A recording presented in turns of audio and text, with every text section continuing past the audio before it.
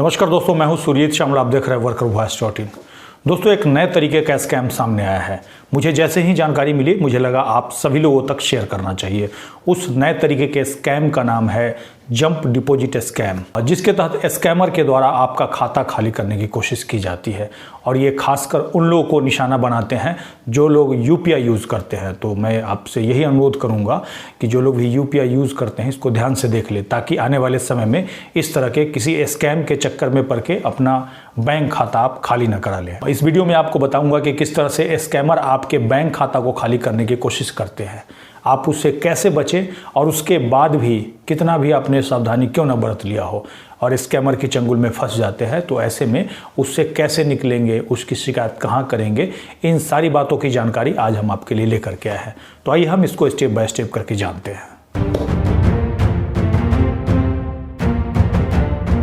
दोस्तों, जैसे जैसे हम डिजिटल होते जा रहे हैं वैसे वैसे हमारे सामने तरह तरह का ऑनलाइन फ्रॉड सामने आता जा रहा है। हम चाहे कितना भी कोशिश करें बचने का, कहीं ना कहीं हम इसका शिकार हो जाते हैं। और तो और आपको जानकर काफ़ी हैरानी होगी कि जो स्कैमर होते हैं काफ़ी कम पढ़े लिखे होते हैं, थोड़ा बहुत इंटरनेट वगैरह से इधर उधर जानकारी हासिल कर लेते हैं और उसके बाद पढ़े लिखे लोगों को चुना लगा देते हैं। आप कितना मेहनत से अपना पैसा कमाते हैं और पैसा कमा करके उसको बैंक अकाउंट में रखते हैं, उसके बाद एक क्लिक में आपका सारा पैसा स्कैमर के पास चला जाता है। इसके बाद आपको जब पता चलता है तो काफ़ी देर हो जाती है और आपको पछताने के सिवा कोई भी चारा नहीं रहता है। ऐसे में उनके ठगी का पैटर्न आपको पता रहे तो आप कहीं ना कहीं बच सकते हैं और अपने परिवार के सदस्यों को भी बचा सकते हैं, उनको जागरूक करके ये जानकारी दे करके। और ऐसे में एक नया स्कैम सामने आया है जिसको कि जंप डिपॉजिट स्कैम का नाम दिया गया है, जिसके तहत केवल यूपीआई आईडी वाले को निशाना बनाया जाता है, उनका बैंक खाता खाली करने की कोशिश की जाती है। आपको इस तरह के स्कैम से सावधान रहने की ज़रूरत है। तो इस तरह के स्कैम से आप कैसे बचेंगे, आज हम आपके लिए वही जानकारी लेकर के आए हैं। दोस्तों, इस स्कैम में स्कैमर के द्वारा आपके अकाउंट में एक छोटा सा राशि डिपॉजिट किया जाता है, चाहे वो 1000 का हो, 2000 का हो, 5000 का हो। आपको ये लगता है कि आपने कोई इनाम जीता है और आपके अकाउंट में कुछ बैलेंस आया है। आप उस बैलेंस को चेक करने जाते हैं, उसके बाद आपको पिन नंबर मांगा जाता है। जैसे ही अपना पिन नंबर इंटर करते हैं वैसे ही आपके अकाउंट से एक मोटा राशि खाली हो जाता है और स्कैमर के पास पहुंच जाता है। ऐसे में आपको समझने की ज़रूरत है आपके अकाउंट में खेल कैसे होता है। आपको बता दें कि स्कैमर क्या करता है, आपके अकाउंट में एक छोटा सा अमाउंट 1000 रुपया, 2000 या 5000 रुपया का जानबूझ करके भेजता है और भेजने के बाद आपको कॉल करेगा।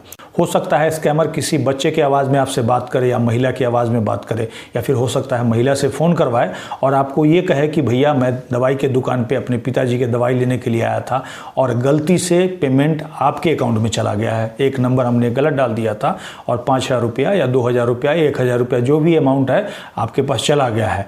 उसके बाद ये कहेगा गलती से आपके पास हमारा पैसा चला गया है, इस पैसे की हमें सख्त आवश्यकता है, अगर ये पैसा हमें अभी नहीं मिला तो मैं अपने पिताजी या माताजी के लिए दवाई नहीं खरीद पाऊंगा और उनकी मृत्यु हो सकती है। आप हमारी जल्द से जल्द हेल्प कर दे। रोएगा, बिलखेगा, वैसे में आपको दया आ जाएगी और वो कहेगा कि एक बार अपना यूपीआई का बैलेंस चेक कर लीजिए, आपके अकाउंट में हमारा 5000 रुपया या 2000 रुपया चला गया है। उसका जैसे ही देखने के लिए आप क्लिक करेंगे कि पैसा कहाँ से आया है या फिर कितना बैलेंस है, आपसे पिन मांगा जाएगा और जैसे ही पिन देंगे वैसे ही आपके अकाउंट से मोटा पैसा विड्रॉ होकर के स्कैमर के पास चला जाएगा और इस तरह आपके साथ ठगी हो जाएगा, आपको पता भी नहीं चलेगा। आपको दया आएगी और आप ये सोचेंगे कि उसका पैसा हम वापस करने के लिए चेक कर रहे हैं और तब तक आपके साथ खेल हो जाएगा। इसी खेल से बचने की ज़रूरत है। आपको बता दें कि ऐसे में स्कैमर क्या करता है, आपके पास पेमेंट लिंक भेज देता है 50,000 का, 60,000 का। वो एक अंदाज़ा लगा लेता है कि आपके अकाउंट में कितना पैसा हो सकता है और जैसे ही आप उसको क्लिक करते हैं आपका जो यूपीआई का पिन नंबर है वो मांगा जाता है और मांगने के बाद जैसे ही आप ओके करते हैं, ओके करते ही आपके अकाउंट से वो पैसा कट करके उसके पास चला जाता है। या कभी कभी ये भी हो सकता है कि आपके पास नोटिफिकेशन आए कि आपके अकाउंट में 5000 रुपया, 2000 रुपया है, आप उसे क्लिक करें और क्लिक करके अपना बैलेंस चेक करने के लिए अपना पिन नंबर डालेंगे, वैसे ही अकाउंट से पैसा कट जाएगा। तो इससे सावधान होने की ज़रूरत है। इससे हम कैसे बचेंगे, आज हम आपको उसका तरीका बताने जा रहे हैं। दोस्तों, आपके जानकारी के बिना किसी ने आपके अकाउंट में पैसा जमा करा दिया है तो ऐसे में तुरंत अपना बैलेंस चेक ना करें। दूसरा है, अगर आपको पता चल गया कि अकाउंट में किसी ने पैसे जमा करा दिया है तो इसके लिए आप अपने बैंक से पूछें या फिर नेट बैंकिंग वगैरह यूज़ करते हैं उसके माध्यम से अपना बैलेंस चेक करें। गलती से भी यूपीआई के माध्यम से अपना बैलेंस न चेक करें, क्योंकि स्कैमर क्या करता है, यूपीआई का ही पेमेंट लिंक आपको भेजता है जिसको क्लिक करते ही आपका खाता खाली हो सकता है। अब इसके बाद तीसरा है, किसी भी अननोन सोर्स से आपके अकाउंट में पैसा आ गया तो उसका बैलेंस तुरंत चेक नहीं करना है, कम से कम 30 मिनट वेट करना है।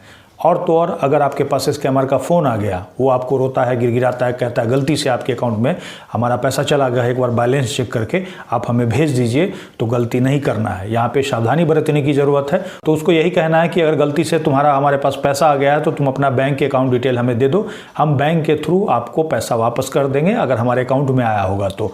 क्योंकि जल्दीबाजी नहीं करना है, जल्दीबाजी का ही फ़ायदा उठाया जाता है। आप उसका अकाउंट लेकर के आपको ज़्यादा दया है और आपको ये लगे कि सही में उसका पैसा हमारे पास आ गया है, तो उसका पैसा बैंक के थ्रू लौटा दीजिए, NFT के थ्रू लौटा दीजिए।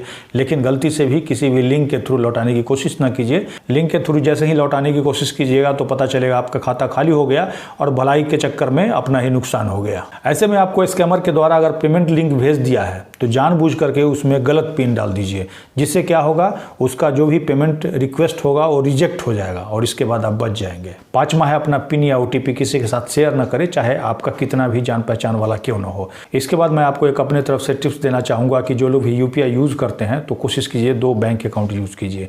एक तो वो बैंक अकाउंट जिससे कि आपने UPI लिंक कर रखा है, उसमें सीमित पैसा रखिए। ये नहीं कि 5-10 लाख रुपये रखे हुए हैं और हमने UPI से कनेक्ट कर रखा है। आप अपने डेली यूज या साप्ताहिक यूज के हिसाब से उसमें पैसा रखें और बाकी दूसरे अकाउंट में अपना जो भी पैसा है वो सेव करके रखें। इससे क्या होगा, अगर स्कैमर आपके अकाउंट का 50,000 रुपया, 40,000 रुपया भी निकालना चाहेगा और आपके अकाउंट में अगर 5,000 रुपया ही होगा तो वो नहीं निकाल पाएगा, जिससे आपको कहीं ना कहीं लाभ मिलेगा। इसके बाद भी अगर आप स्कैमर का शिकार होते हैं, आपके अकाउंट से पैसा कटता है, तो आपको तुरंत ही 1930 पे कॉल करना है। ये number national cyber crime reporting portal का है, जो कि एक सेंट्रलाइज सिस्टम है। पूरे देश के लोग इस नंबर पे कॉल कर सकते हैं। साथ ही डायरेक्टली पोर्टल के ऊपर भी आप कंप्लेन दर्ज करा सकते हैं। और कैसे कंप्लेन दर्ज कराएंगे, इसके लिए वीडियो के डिस्क्रिप्शन में मैं अपने ब्लॉग का लिंक दे दूंगा, जिसके माध्यम से आप कंप्लेन दर्ज करा पाएंगे। दोस्तों, ये जानकारी आपको कैसी लगी कमेंट्स में लिख करके जरूर बताएंगे। अपने अधिक से अधिक दोस्तों, रिश्तेदारों के पास इसको शेयर करेंगे, ताकि उनके साथ इस तरह का कोई भी सिचुएशन आए तो उसको कैसे हैंडल करना हो उनको पता हो। अगर आप हमें फेसबुक पे देख रहे हैं तो पेज को लाइक करेंगे, यूट्यूब पे देख रहे हैं तो चैनल को सब्सक्राइब करेंगे, वीडियो को अधिक से अधिक शेयर करेंगे ताकि अधिक से अधिक साथियों तक ये जानकारी पहुंच पाए। इसके साथ ही विदा लेता हूं, जल्द ही एक नई जानकारी के साथ मिलते हैं। धन्यवाद।